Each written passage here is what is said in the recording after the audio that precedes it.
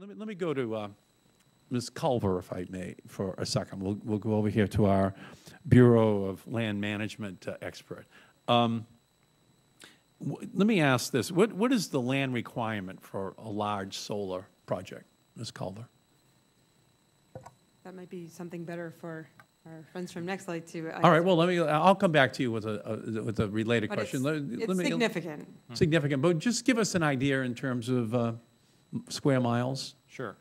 So our Antelope Valley, California project, with which we have a power purchase agreement with Pacific Gas and Electric, it's 230 megawatts, and it will cover about 2,100 acres. 2,100 acres. Yes. Okay. So let me come back to you, Ms. Culver, if I could. How much acreage does the Bureau of Land Management have under its control? Do you know? Well, that I do know.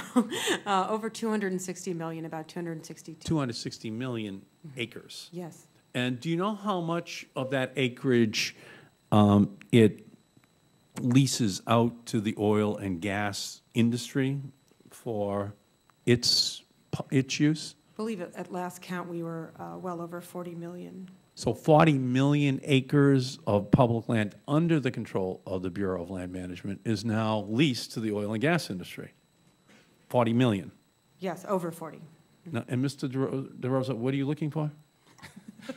2,100 acres. 2,100. The size of a farm. 2,100 acres. Yeah. Okay, wow. So that's quite a difference in terms of the use of public lands in the United States. And you'll be able to generate how much electricity?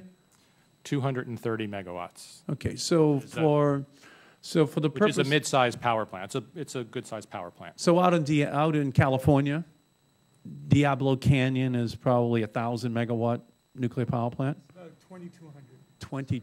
2,200. It ruins my train of thought here. That's okay. San Onofre is 1,000 megawatts. I think that's right. Okay, good. Thank you, Mr. Rose. That's the correct answer. And yeah, 1,000 megawatts. So you're going to produce approximately a quarter of a nuclear power plant's generating capacity, with your use of essentially a farm to install your solar technology. Yes, based on capacity. Based upon capacity, yes. And thank you for that clarification, but yes. So I'm just trying to tell a story here so that people can have an idea of the ballpark that we're in. And it's not Fenway Park, it's Yellowstone Park, but just so people are in the conversation and they can understand the scale of what we're talking about. So again, going back to Ms. Culver, 44 million acres for oil and gas industry. And over here, we're looking for some policy that allows for wind and solar, but solar today, to also be put on public lands and to be giving them that opportunity.